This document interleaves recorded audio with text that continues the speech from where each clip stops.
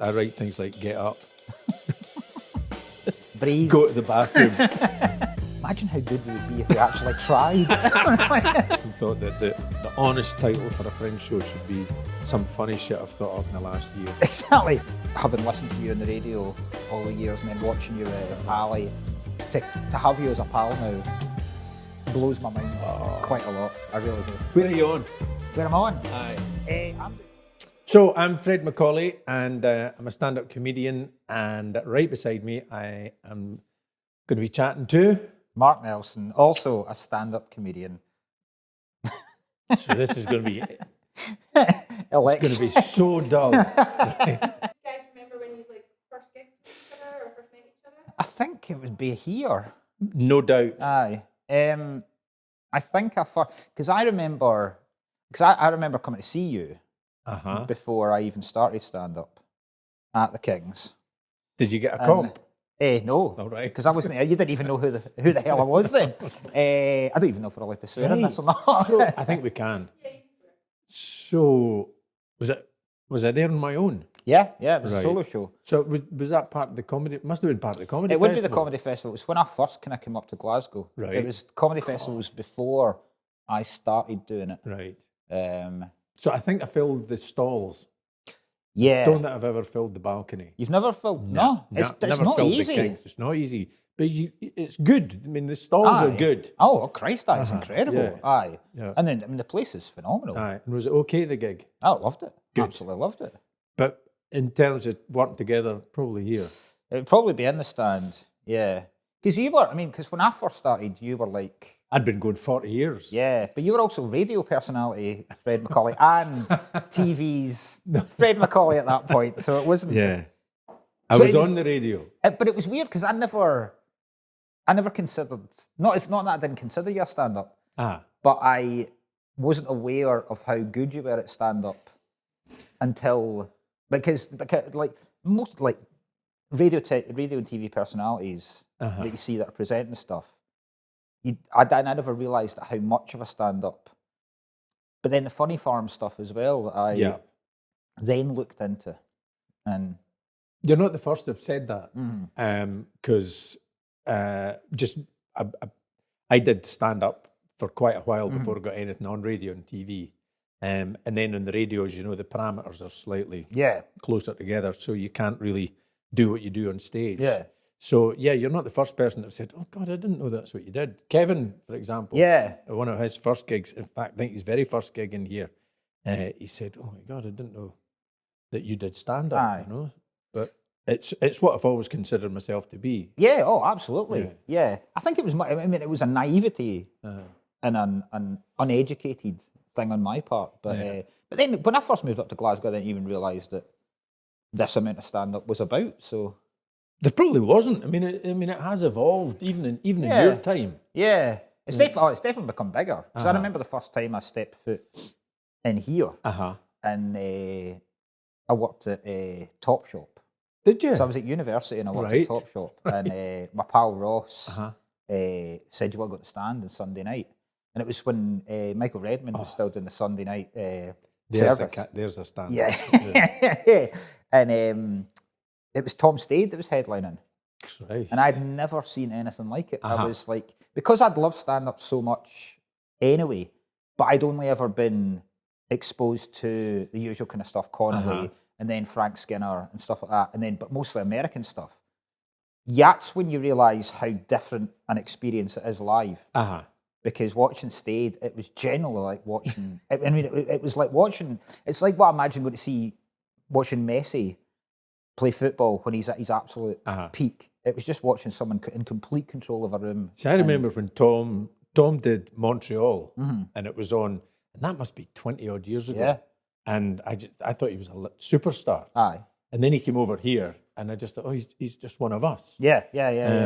But that's interesting. You say, you're listening to comedy, Connolly and people like that. I guess I was maybe 10 or 15 years ahead of you. My interest was in getting American stuff, and I used to buy vinyl. Oh yeah. Steve Martin, Robin Williams, even Rodney Dangerfield. Yes. Right? Which, as a gag merchant. Yeah. just incredible. Yeah. Oh, phenomenal stuff. Old Lenny Bruce stuff, and Yeah. then Richard Pryor. Yeah. And I've still got them. Oh, have you? Aye, I've still got They've been all worth quite a the bit. vinyl thing. Yeah, and I mean, Robin Williams, Reality, what a concept. Yeah. Steve Martin, Wild and Crazy Guy. Yeah. And I used to listen to them, and you kind of, I would picture what the event was like. And Steve Martin, he was filling 12,000, 15,000 stadiums. Aye. And then Pryor was like, Oh, those kind of New York gigs were just, yeah. And I've got bootleg Pryor. Right? Jesus. That obviously somebody's just stuck an old cassette recorder at the that's side awesome. of the stage. It's ridiculous. Do you think American comedy's better, American stand-up's better than British stand-up? Oh, that's a perennial, isn't it? it's I think the very, very good Americans are probably better than our very, very good British. I would agree. Yeah. I think our, like, a kind of the level below, I think is, I think we've got more of a broad quality. Yeah. But when you get to the very top in America, yeah, I think they're allowed to do more. I think their scope is, and what they're talking about is a lot better. Right. And then I think that's kind of continued, because with the whole kind of Johnny Carson thing, and you would become big from then. It's now you go on certain podcasts, and then you become big from them. I think the opportunity, is more expansive. I mean, the whole podcast thing has really, really changed things. Have you gigged in clubs in the States? I've done New York twice. Which ones? Stand up New York. But I've never done the other ones. I went to Caroline's, and I went to the Cellar. Yeah, the Cellar's great. Because that was just like just going there and seeing it was iconic enough. And then I saw Chris Rock doing new stuff. And it was the night that Barack Obama got re-elected. Right. And it was incredible. It was absolutely, and it was incredible to watch Chris Rock doing stuff like that, because I reckon, like, new material, if we popped in here to a Red Raw, would do 10 minutes. He did an hour, right? That's not right. And I'd say about... That's absolutely, that is completely wrong to do that. 45 minutes of it was shite. Yeah. I mean, really shite. And then there was about 5 that you could tell was already incredible, and then a bit more that was more. But then he got heckled during it by an Australian guy. Kind of the standard heckle of when do the jokes start. And it was fascinating. That was the most fascinating bit, watching him deal with a heckler. Because you're kind of going... Because he dealt with it in a way like I have seen other very, very well-known, world-famous comedians deal with it, in terms of knowing that the entire audience are behind you. Right. But not really doing... like, the kind of heckler kind of came out better. Right. And you're kind of watching it going... This is fascinating to watch someone at that level of fame deal with it, because this isn't how I'd have dealt with it in the slightest. I'll tell you, I've seen that of equal standing to Chris Rock do a brilliant 20 minutes and a very, very dull hour after it. Bill Cosby. Really? Yeah, 25 years ago. So, Fred, obviously, you're an accounting background. Yeah. Anyway, when did you realise that you were cut out for comedy? Well, I'd wanted to. You don't know if you're cut out for it until you do it. Yeah. You can think that you might be good at it, and then the whole process of getting it into your head that you want to put yourself through the potential misery of a hideous 5 minutes on stage. So I'd wanted to do it for a long, long time. I never wanted to be an accountant. Yeah. And I could remember... That's not the dream for many, it's not. Many a young boy from Perthshire. Can you imagine turning up at the stand and going, I thought Kevin was on tonight. No, he's going off to be a comedian, to be an accountant. Fucked that up, didn't I? Jesus. But as far as working out whether you're funny or not, I'm still working it out, you know? Yeah. See that 10-second walk onto stage here never changes. You just kind of that. Do you still get nervous? Oh, fuck, do you not? Oh, God, ridiculously. Yeah. I throw up every single night before the Fringe. Yeah? Yeah, I think it's become a bit of a problem. That's got a lot to do with It's the become a pints. bit of a problem, actually. I can't perform unless I'm going to be marked by... Is there an actual medical term? Comedic bulimia. Where's Nelson? Right. He's doing his tactical spew. I saw him the other night. He was shit. Apparently, he didn't vomit. But no, I think But no, it's... so age-wise, it was when I turned 30. Aye. Because I had known when I was 20 that I wanted to do something interesting in my life. And then I was 30 suddenly, and I was married, had a good job, had kids coming along, and I just thought, I've got to go and I've got to give it a go. Yeah. Does that add a different level of pressure to it, though? Because, like... No. I mean, 30s, No, because I Christ, always no. consider, because I started at 26, and I was late, and it is, in terms of now, it is very late to start. And most people will start now when they are younger and they don't really have any responsibilities whatsoever, and it makes it so much easier when you've got no responsibilities. Yeah.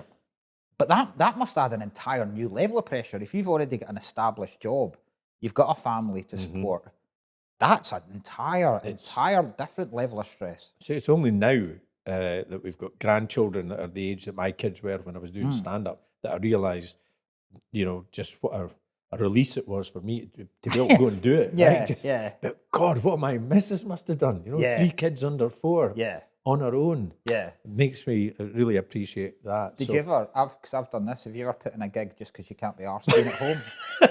No, I've never done that. I have had no ghost gigs. Really? No. I've booked trips to Dubai. Is that right? Quite the opposite. I've done gigs that I've never declared. Anyway, when did you first think that you had the chops to do it? I don't know. Like I say, when I first moved up here to Glasgow, I had no real idea that stand-up was anything beyond what I'd seen on, at that time, videos. So, like I said, I'd always been obsessed with it, and then it is very much until you actually do a 5 minutes. That's not that's when you first realise whether... I think you can very much tell quickly whether folk are going to be good or not. I think so. But then very early on, I got booked to do the Comedy Store. And I went down and, of course, died on my hoop. And I thought that was it, right?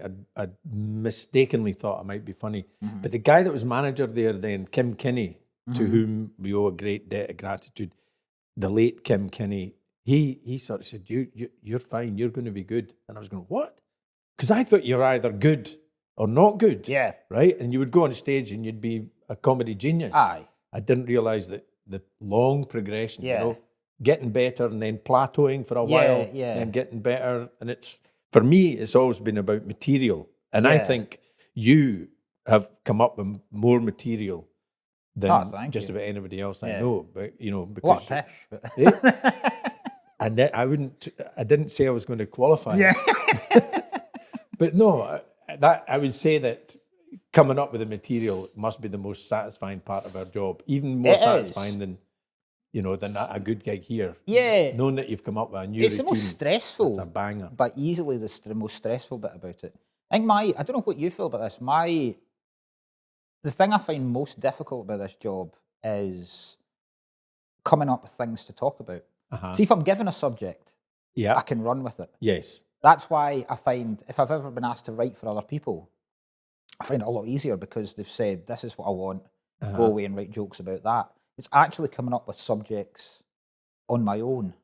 That's once I need a jumping off point every time. Same here. Yeah. But for me, having done News Quiz on Radio 4 for a number of years, and it's exactly that. You're told, right, such and such has happened this week. Go and write, 5 gags about it. And I could do that. Yeah. But it's of a certain quality. And it's the same. People used to ask what the sort of benchmark, the annual thing for me was always going to Edinburgh and doing an hour. But you could do an hour in Edinburgh, but that wasn't an hour of material that you could come and do 20 minutes of. No, God, no. It's a completely different level. Yeah. But to come up with something that's good enough for a 20-minute spot here or the Comedy Store, that's the tough thing. Yeah, that is the difference between Edinburgh shows and... Because like last year was the first time I'd kind of done a show where... Because normally I'll come out of Edinburgh with 3 different 20 minutes. Yes. And I've managed to get them...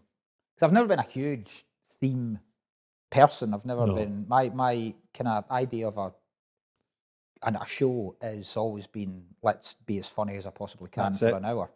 But last year there was a loose kind of theme running through it, and then I realised when I came out of it, I was like, shit, there's like only 10 minutes of that show that I can actually use at weekend, because it doesn't make any sense without that overtying storyline going through it. It's different skills. And like that's it. I've often thought that the honest title for a Fringe show should be some funny shit I've thought up in the last year. Exactly. Yeah. Year. Come on. Month. Oh God. Do you, if you've got a Fringe show, and I mean, I haven't done a run at the Fringe for a long time. I just do a chat show now and again, which is cheap and nasty. It's minimal effort. It really is. And people say, "Oh, do you research the people you're going to be speaking to?" No. So I think an interview should evolve. It's got fuck all to do with that. I can't be arsed. I like finding out about them as well. That's right. But you can. This is. I don't know if I do have a sort of accountant mentality, but it would get to January, and I think, right, I've got 7 months, so I only need to come up with like 8 minutes a month. Yeah. Oh God. And then it gets to July, and you think, right, if I can do 10 minutes a day. Yeah. For the next 5 days. Oh, it's ridiculous. It's dreadful. I wrote last year's in a month. Yeah. Well, 3 weeks actually. 3 weeks. But that was too ridiculous, because I don't work well unless I'm really under pressure. We've got a thing, because I think it's a very different kind of.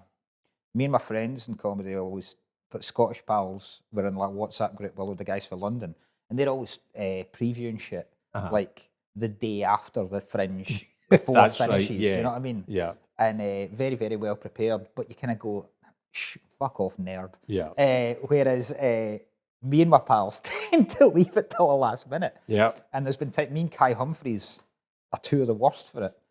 And then I remember a couple of years ago, we were doing the Kendall Calling Festival, right? The weekend before. So the Fringe was starting. Our first gigs at the Fringe were on the Wednesday night, and the Kendall Calling Festival finished on the Sunday. So we were getting back after this ridiculous festival weekend where we'd been up till like 6 every single morning, and then writing material. But yeah, pretty much going, Christ almighty, like saying to each other at night that I reckon this is the year we get found out.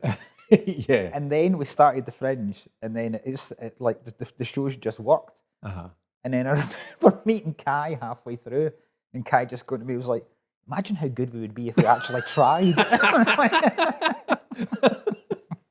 You know, yeah. So I'm doing my first ever work in progress show. Really? Yeah, because it's taken me a few years to cotton on that you can get away with that kind of nonsense, right? Oh, it's work in progress. Yeah. What does that mean? Yeah. I've not got a show. Aye. It's just I've got some old ideas that I think might work. Yeah.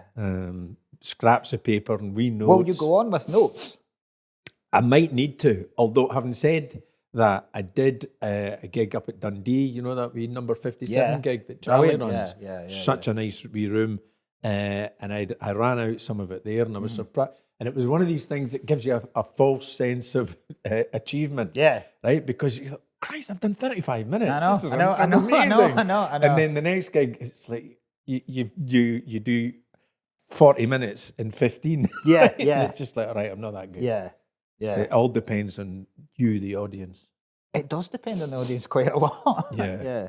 There used to be this thing, I remember very early on, somebody telling me that you should never ever blame the audience. And now I'm like, fuck, no, not a chance. Blame the audience. That might have been me that said that. That might have been me. Because when we had the Funny Farm, you know, you would do a gig and there'd maybe be 6 or 7 of you on, and somebody would have a hard gig and they go, oh, that was a terrible audience. And I was, I don't think you can blame the audience. Do you have a notepad at the side of your bed? No. Do you not? I do. But that's maybe an age thing. I write notes, things that I have to do the next morning. Just on your side of your bed? Aye, I write things like get up, breathe, go to the bathroom, and underline that. You should have gone to the bathroom. Do a washing, get a new duvet, go on John Lewis online and get new bedding. Not just because, and it must have happened to you because I think it happens to everybody. You think that is so good. I don't need to write that down, and it's gone in the morning. There's two things I can think of. Sometimes, have you ever had a dream where you've absolutely ripped it in a gig, and it's entirely new material. Uh-huh. And you can almost No. you can almost speak to I've yourself in a dream Uh-huh. and go, I know I'm dreaming here. Uh-huh. This is going to be fucking excellent when I wake up and I can write this down. And then you wake up and it's just like, even if you could remember it, it'd be the most shit thing. I've certainly had that. I know I'm dreaming here. Yeah, Right. yeah. Just because the people that I'm with, I've got no right to be with. Yeah. When Tom Cruise is like, those dreams you used to have about the Diddy parties. They're like, No, fuck you, Your Majesty. You with your shitty little ink pen. You're not so smart. there was one time I remember having lunch with Amy, and I thought, while she was at the toilet, I thought of a joke. Uh-huh. And I remember thinking at the time, this is the best thing I've ever written. And at the time I was like, I'm not, my phone was like in my coat that I'd hung up, and I was like, I don't need to write it down. There's absolutely no way I'd ever. And then I did forget it. And it ruined the rest of my day, because I went home and I was like, I was quiet the whole time in the car, and she was like, what's wrong? I was like, I had the joke and I can't remember it. And she was like, I'll come back to you. And I went and like lay in a dark room for about an hour. And? Just, never. Never came back. No idea what it was. I mean, it was probably pish. It's probably racist. Yeah. Do you have a black book? Do you have things that you have thought of that you can never say on stage? Have you got, do you ever write them down? But I not do in your write own them. handwriting? No, I do write them. But Write them down with my left hand so nobody can identify. most of the ones I will try. Uh-huh. You've Well, that's right. You're darker. You've sent me gags a couple of times where you've gone, have I've thought of this, but I could never say this on stage. And I've done it. And then I realised why you could never say it on stage. It's not that they're dark, they're just shit. I have a bet with other comics. I'm going to get Nelson to say this. But yeah, that's something that it does worry me sometimes, the things that you do come up with. Alien's a good sounding board. My wife, and the other thing, don't know if Amy does this, but I mean, Alien can watch me do a set and she'll know when there's been an ad lib, and she'll remember it and tell me it. Yeah, probably. Everybody's filming their gigs now.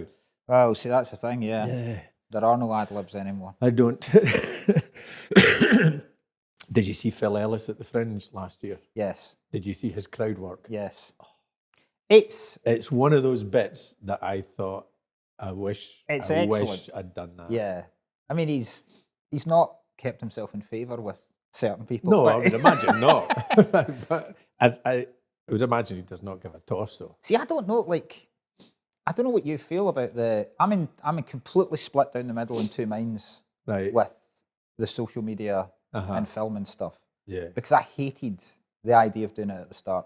It is a very Scottish thing as well, where you kind of downplay anything. I hate promoting stuff online. I hate doing it because it's always that. It always takes you back to school where it's like, who the fuck are you? Like, but with the film and stuff, have to, do we not? we do now. Oh, it's absolutely essential. And the reason I think it's great is because it has given people a chance. I mean, you look at likes of Paul Smith, Jamie Hutchison, who are selling out tours bigger than any TV stars will sell, purely on the back of clips. Yeah. And you go, it has taken away the power of other people, and it has allowed people to get their own fan base and get their stuff out there. But at the same time, there was a gig I did in the Stand in Edinburgh a couple of months ago, and nobody filmed anything that night. And when I went on, there was a woman that was heckling in the audience, but not nastily, just she was a bit mental. And there was another guy that was getting involved, and then I was getting involved. And it was just this lovely moment of an entire audience seeing something just that night, and it will never be seen again. Great. And it wasn't, but that would then be chopped up and put out, because the clips are never as good as they are when they're in. And I think it's created this, because comedians are needy pricks anyway. Apart from us, yeah. It's amazing that you got both of us, the two of us, out of all these projects, that you got the two least needy comics in Scotland. I've started unfollowing people because their stuff kept coming up on my... I don't mind, I don't mind people putting up... Because I feel their kind own of compelled clips. to watch it. Yeah. just to see if it's funny, and it never was. Mark and I were, I don't know if it was the last time we were in each other's company, but it was at the Euros. And you were out there with wee Seamus. Yeah. People always ask me if my kids are funny. They are. Yeah, they are. But I've met a couple. they're not Yeah. in the business No. yet. What about yours? Well, What about because Isla? we did the News at 3 videos. Of course. Which seems a long time ago now. How old is and she now? She's 11 now. That'd be about 8 years ago. Yeah, it would be. There's the accountant coming back. But that was weird because that was never a planned thing. How Right. that came about was when she was 2 years old, she got given as a present for her birthday these not magnetic but stick-on letters that you could put on the tiles of the bath. Uh-huh. So she could make wee things and all this kind of stuff. And one night, I put up "Death to the West" in these letters, and I was like, I think my daughter's being radicalised, right? And then somebody from That's the BBC contacted me and said, "Would you ever consider doing anything more like this?" And I was like, "I don't really know what I'd do." And they were like, "Well, go away and think about it." So I went away and thought about it for a month. Then I came back, and the idea was that we would do, because I was doing a lot of topical stuff then. The idea was to do topical material, but in a way that it was almost like not a panel show, but like a kind of current affairs show, where she was a 3-year-old and I was her dad, and we were talking about world events. Yeah. But it was always that she was going to be the smarter one, and I was going to be the stupid one. So then we did that, and they went fine. And then I remember like the first one, I can't remember which even one it was. We did one, and it was at like a Halloween. We talked about Halloween. Right, going round to people's houses. And that was the first time it got over 1 million views. And the next one they did was Easter. And that's the one that got like 275 million or something like that. And it was insane. It was bizarre at the time, because this was almost before people started to go really, really viral for shit. Yeah. So I couldn't really capitalize on it. You say capitalise, monetize. Monetize, yeah. I mean, the amount of nights I've woken up thinking, if I had put that on YouTube, it would have been. But I didn't have, like, the BBC owned the rights as well. So I was just sitting there with the cushy £150 that they gave me, thinking, ho. I could just see the bath. Fuck the BBC. Yeah. Defund the BBC. Thank God I'm driving traffic to your website. Alu Akbar. Defund the BBC. What's that, Isla? And the police. Oh. Look, Daddy's doing bubble. Just taking the Pope off as well. Jesus Christ, no, don't. Remember where we are. Pope on a rope. But I didn't know how to capitalise on my own. Like, the Edinburgh Fringe did well after that year, but that was a lot of people coming because they liked the videos, and my stand-up was so different to the videos, and so I couldn't really. And because it wasn't me doing stand-up, and it wasn't.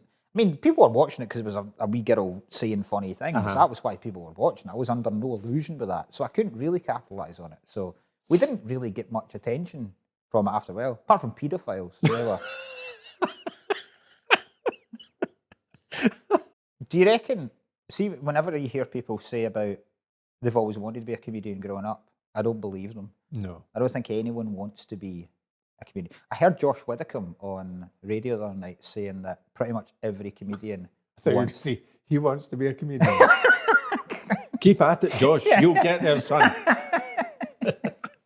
He's a nice guy and he's a funny man. He was saying that most comedians want to be in bands. I never wanted to be in a band. You never wanted to be in a band? Never wanted to be in a band, no. Although I still think I might quite like to sing. Mm-hmm. Are you a good singer? I'd love to. I'm all right. I lasted 7 nights on Fame Academy. Fuck, so you did? Aye, so I did. I totally forgot about this. Yeah. When Paddy was... That's right. Paddy was hosting. My God. With Claudia, which Claudia is... I don't know when this will... You can watch this forever, I guess. But Claudia's going to be sitting in for Graham Norton. On the chat show? On the chat show. Amazing. Because he's got something else to do, a book tour or something.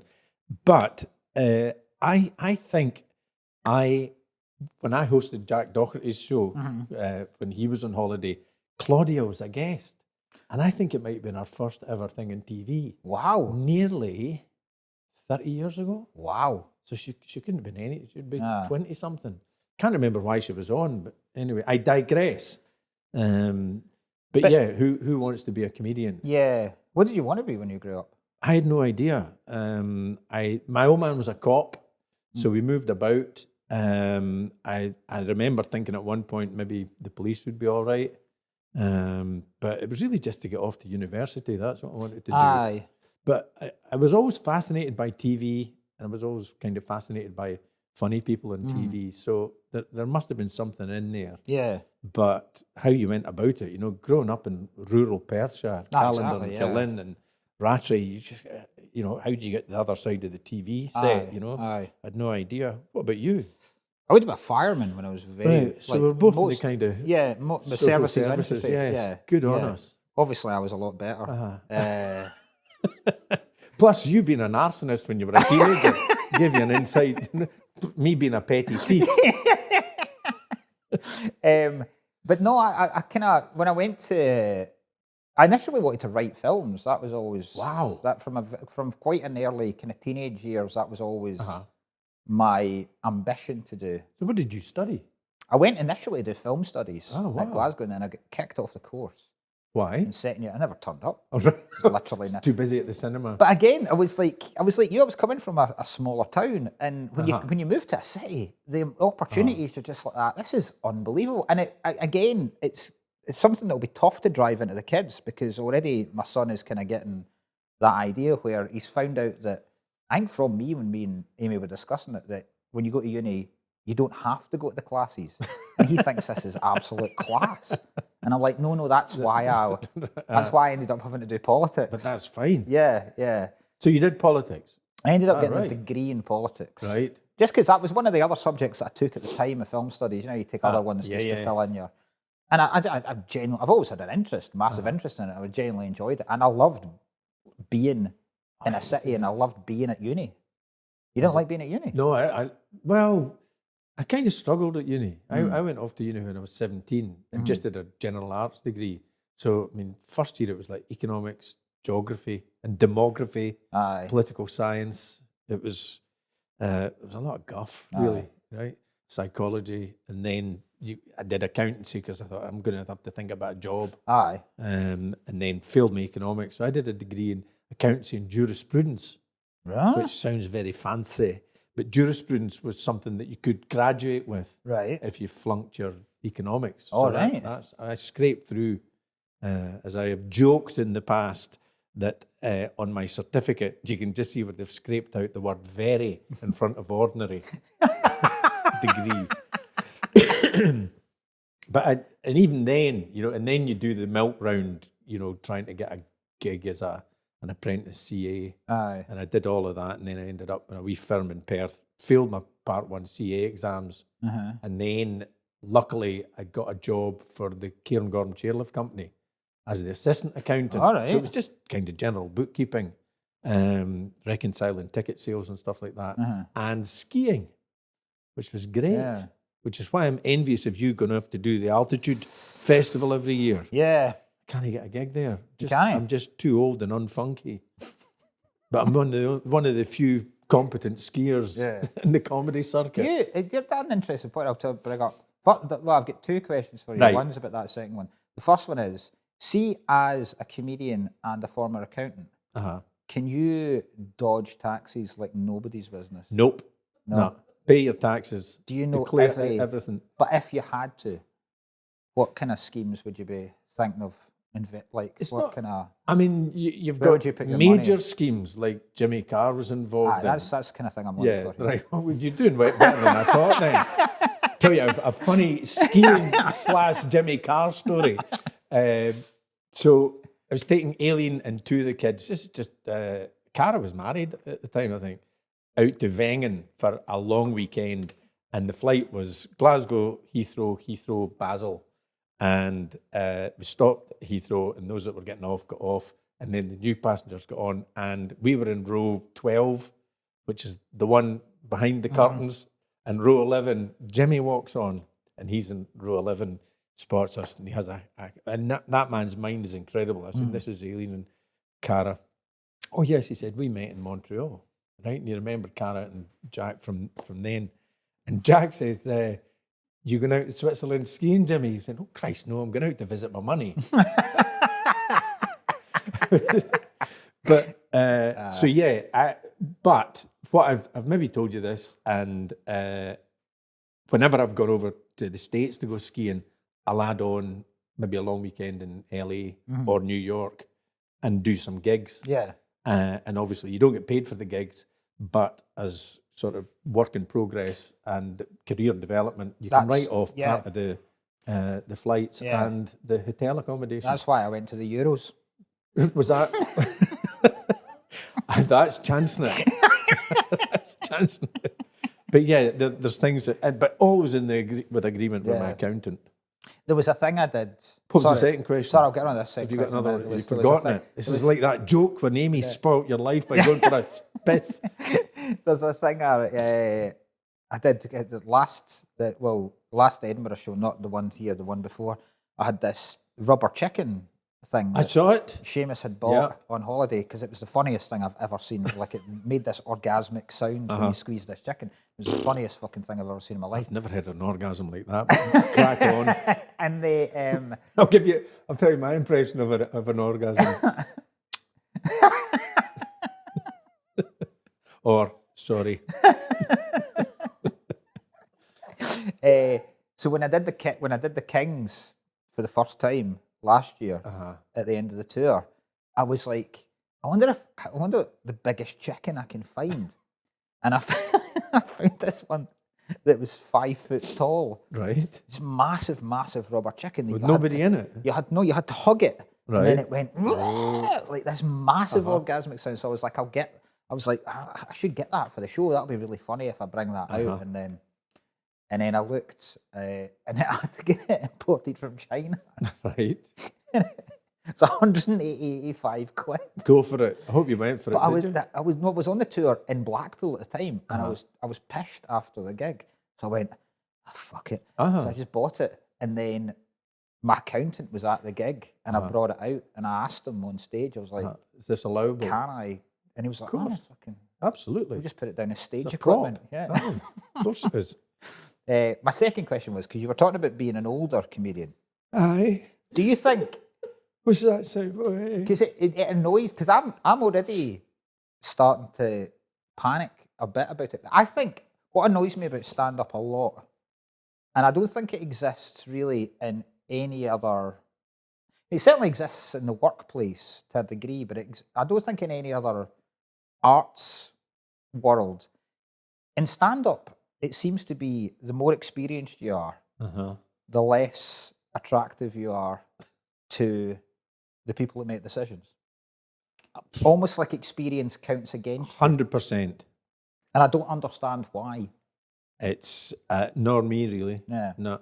But I mean, you only need to look at TV programs to see what percentage of people are of an age. You know, people that are good at what they do. Yeah. People that are brilliant at what they do. Yeah. Like myself. And but even Ed Byrne, I was talking to Ed Byrne about it as well, and he was like the same. Like, it was like, I know. You get to a certain point where, like, no. Yeah. And what I don't understand about it is that it seems like we're like yourself and Ed being on If I Get News For You and Mock the Week and stuff like that. TV seems to be chasing an audience that aren't going to be watching TV, right? Yeah. So they're desperately chasing this younger audience. But, I mean, my kids watch no TV whatsoever. It's all YouTube. And I imagine a couple of generations above that, the amount of TV that they watch will be so little. Yeah. So why are they chasing an audience that aren't interested in what they're doing? Why not stick to...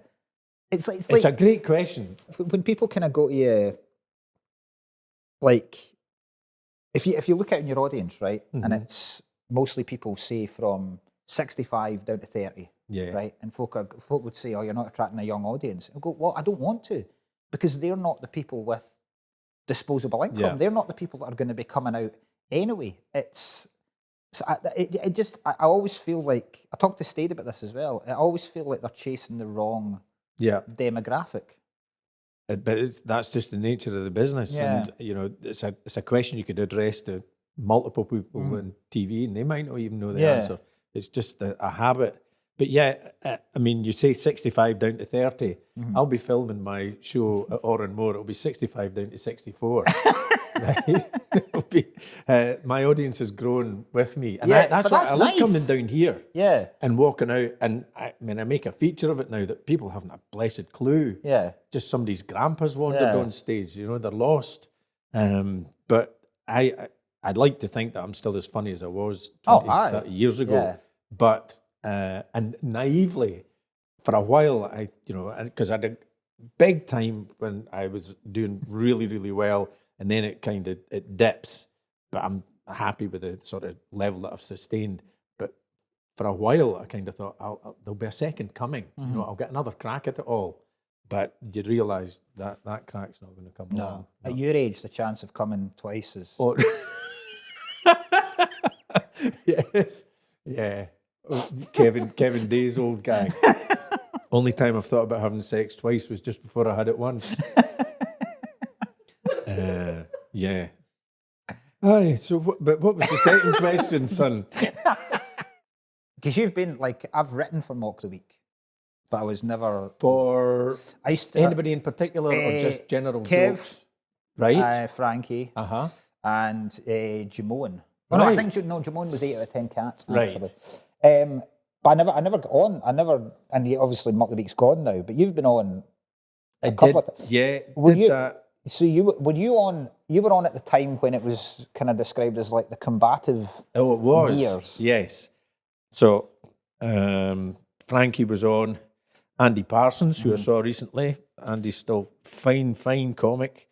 God, this is a real example of what happens when you're old. Who was the young blonde guy? Russell Howard. Russell was Russell and Frankie were 90% of the output when you were on, and I was like, I'd had the genteel experience of QI and Have I Got News for You, and I kind of knew Mock the Week might be difficult, because you've got Dara, who's very competent and a great comic, and then 6 other people, so your time's going to be limited. But I had no idea just how difficult it was to get anything out. Yeah. Even when you're standing at the side and you come up to the mic in the middle, trying to time it to get out and get your lines out. Yeah. And Frankie came up afterwards, and I was probably pale and shocked looking, and he walked over and shook my hand and he said, "It's a fucking bear pit." Right? And it was. It was horrendous. How do you But I would have done it again and again. I mean, I think I did it 2 or 3 times. But, you needed to get your face on TV. Ed had a very good run at it. Ed had a really good run at Mock the Week. QI was one that I would like to have done again. Because it was, again, not from any point of laziness, but there was no prep. Yeah. You're absolutely not told anything before you go into the studio. That's good. If I get news for you like that as well? You get a wee bit of prep. Right. Yeah. I did that half a dozen times to varying degrees of success. Yeah. But you got shown the clips of what was coming up, where there was a reel of whatever was in the news that week. You get that. And of course you got and it's very rarely used, but every week they give you a caption competition. You get a couple of photos and you do so I think if they don't have enough material, you'll see the caption, or if the caption has been particularly brilliant, that'll go out.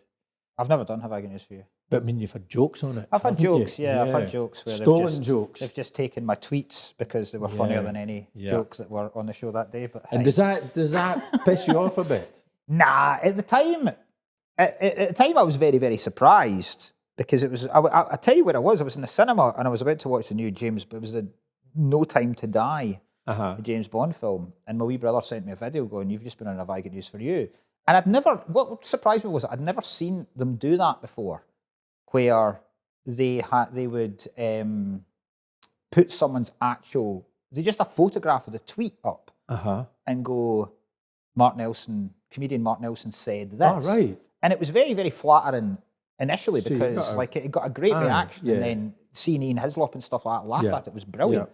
But then I naively thought that would then lead to, oh well, Aye, let's this get him means on. that he's good. But then it doesn't. It just doesn't lead to that at all. And it's like a I also think, and I had Melanie Rockcliffe was my agent for about 15 years. And then when things were, kind of, I was busy, but as you know, I've spent a lot of my time in the sort of corporate world, and that's something that I can handle myself. And I thought, okay, it's pointless having Melanie. But as soon as I split with Melanie, that's when TV stopped. because you don't have somebody fighting your corner constantly. Yeah. And I would say that to anybody that's saying, "Oh, should I get an agent?" Yes, get an agent, because they'll get you in. Yeah. If they're worth their salt, they'll get you in and on things. And my personal experience, Dominic Holland's the same. Yeah. Dominic hasn't had an agent, and the TV stuff just goes away. And it partly because the TV. And he's Spider-Man's dad, I for know. fuck's sake. What you don't realise until you get into a bit more, there's the bargaining chip that the agents can use in terms of, if you're say, to pull a name out, say you were with the same agent as Ramesh. Yeah. If a panel show or a topical show or something, I want to get Ramesh, Yeah. their agent can go, you're only getting Ramesh if you take Correct. Fred or Mark. That's the way it works. And that's and then when you're young and you first realise that, you're kind of offended. You're going, I don't want to be used as some kind of bargaining chip. And then by the end, you're like that. Fucking whore me out as much as you want. Honestly, I'll Harvey Weinstein this bastard if I need to. So. You said that, I did. Do you think, just talking about the week thing with the bear pit of it, do you think that's necessarily a bad thing? Because I don't think it would exist. It would certainly never exist in a panel show now, that combative nature of... It didn't do me any favours, because I'm not, Yeah. I'm not, I don't push myself forward enough, maybe. And I even felt that in the news quiz, which is radio. Yeah. There were certain people that eventually I said, look, I know that I can do this job, but if you pair me up with that person, You can't. I'm not going to get a word in, and people just say things for the sake of it. Yeah. And, I felt that I was contributing more than was getting broadcast. Yeah. So it didn't suit me. But no, you're maybe right. Maybe that, I'm not saying it's right or wrong. I'm just thinking, like, I think certainly, having spoke to a lot of the stand-ups I kind of come up with, I speak to Scott Agnew about this, and like Jojo Sutherland as well. The idea of I don't think there's enough. I'm not saying that backstages and like there should be this kind of competition kind of level of things, but it does, for better or worse, toughen you up. Like I remember going down. It would never happen now. I remember going down to the Comedy Store for my first gigs and just being ignored, completely being ignored until you proved yourself. Yeah. And it massively toughens you up. It's like you get, like, to use a football analogy, you getting thrown on a European game with 10 minutes to go and show what you can do. You might absolutely fold under the pressure. Or totally and when you, especially at the Comedy Store, you're going up against the absolute best in the world in the best room in the world. Yep. So you have to prove yourself immediately, and that pressure of it. And then you very much find that if you have proved yourself, it completely flips. You get, I remember comics just completely ignoring me, absolutely ignoring me. And then you went on and did 5 minutes, and suddenly they're buying your drink. Yeah. And it's not, I'm not saying it's right, and it's probably not healthy, but it does improve you very, very quickly, because it is that fight or flight instinct that you go, I'm never going to be in here again unless I show these pricks what I can do. No, I remember an older comic, and I'd been doing the store a few times, and the backstage, the chat's going on, and you're kind of peripheral to it. And I chipped something in, and he actually said, "Not yet," kind of thing. Yeah. You're not part of us yet. And I thought, ooh, fucking hell, that's a bit. It's when you get to take one of the free beers. That's when you're accepted. Yeah. But I mean, just on the store itself, I mean, much as we love the stand here, you say it's one of the best rooms, if not the best room. And, I think it is. And people always say, when's the best time to catch a comic? I said, if you go down to the Comedy Store, whoever is headlining that night will be the best 20 minutes they'll ever have in their career. Yeah. You know, and you won't know who they are. Yeah. And you won't remember their name on the way home. It'll just be, oh, that, you know, the fat Brummie guy or the baldy Scottish guy. Yeah. But to headline the Comedy Store, you're going to have to be firing on all Oh, cylinders. aye. Where do you think's the worst place, and why would you say St Andrews? Well, you say St Andrews, that's obviously because you've not been at the Beacon in Greenock recently. I did it on my last tour, and I vowed not to do Greenock. No, not to do a gig on a Wednesday and not to do Greenock. Right? It was an absolute shocker. It was, you know, after all these years, people say, "Oh, do you ever have bad gigs?" Yeah. Oh God, it was. Oh, I will go back to the Beacon. Yeah. I'm touring next year. No podcast live, but I went on and somebody shouted something at me as I was. I said, well, that saved us a bit of time because it usually takes a wee while to work out where the CUNT in the room is, right? And it was somebody with mental health problems. Yes. So there was only one CUNT in the room, and he was the man with the microphone in his hand. And honestly, it's the longest night of my life. Kicked fuck out of him afterwards. Do you remember, Mark, you and I had a coffee up in Hindland Road? Yeah. Must have been 10 years ago. Yeah. I think I'd just finished Radio Scotland. Yes. And you were having doubts. Yes. And we had a good blether, and I said, don't ever give up. Yeah. I'm sorry. I know. I'm sorry I said that. Wish I had. But no, I mean, and I reflect on that a lot because, Yeah. you know, there's times recently where I've thought maybe it's time for me to stop. I think it's a natural thing. Yeah. I know a lot of people that have doubts quite a lot. Because it's... Some of them justifiable. Though. Yeah. But there's a lot of... I think it's just the unknown of this job. Aye. It's never... You feel like it could... Everything could just go very, very quickly. And it is difficult. But no, I do remember that. I do remember that conversation. Yeah. And as I've said to you before, I find it bizarre having listened to you on the radio all the years and then watching you with Ali, to have you as a pal now blows my mind quite a lot. I really do. Where are you on? Where I'm on? Aye. I'm doing work in progress this year. At Blackfriars on the 20th, I think. Lovely room. 20th, yeah. So there's two shows. There's a 7 o'clock and a 9 o'clock. All right. So bring your kids to the Well, 7, if I'm but free, I'll the be 9's going to be spicy. Right. Well, my opening line will be, this isn't work and it's not progress. Work in progress, Oranmore on the 29th.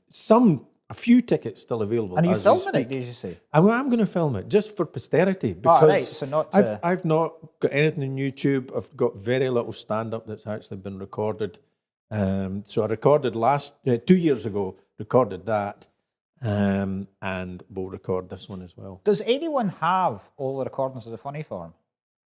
Do they There's exist some anywhere? online. There's some online, but somebody must have. If that could all get put up, that'd be... I know. Generally some of the people that were on that is just... I know. Bill Hicks. Yep. Yeah. Stanhope, I remember seeing on it. No, not Stanhope, sorry, No, it was Izzard. pre-Stanhope. Izzard, Lee Evans, Yeah. Joe Brand, Sean Hughes. All the greats were there, and the late great Stu Hu as well. Yeah, We kind of hosted 50-50. Yeah, that was a long time ago. Aye, need to get that. Aye. I need to see myself in a beige suit again. All the best, Mark. Yeah, Great you too, chatting man. to That's you. been brilliant. Cheers, pal. Cheers, folks.